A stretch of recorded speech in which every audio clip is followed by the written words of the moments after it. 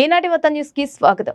ఎన్నికల కోడ్ అమల్లో ఉన్నందువలన పెన్షన్ లబ్ధిదారులకు ప్రభుత్వం బ్యాంకు ఖాతాల్లో పెన్షన్ డబ్బు జమ చేస్తున్న విషయం అందరికీ తెలిసిందే. అయితే తీవ్ర ఎండలు ఉన్నందువల్ల శ్రీ సత్యసాయి జిల్లా కొత్త చెరువు మండల కేంద్రంలోని ఆంధ్ర ప్రగతి గ్రామీణ బ్యాంక్ వద్ద పెన్షన్ లబ్ధిదారులకు కనీస వసతులు కూడా ఏర్పాటు చేయకుండా బ్యాంకు సిబ్బంది నిర్లక్ష్యం వహిస్తున్నారని స్థానికులు తెలిపారు.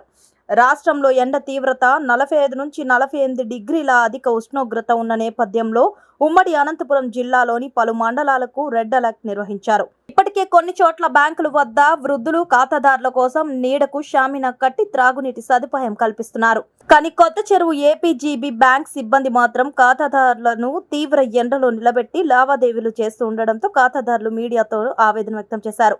ఇప్పటికైనా మాకు కనీస వసతి కల్పించాలని వారు కోరారు. అదేవిధంగా పెన్షన్ కోసం వచ్చిన వృద్ధులు, వికలాంగులను ఇబ్బందులకు గురి చేస్తున్న బ్యాంక్ సిబ్బందిపై అధికారులు చర్యలు తీసుకోవాలన్నారు.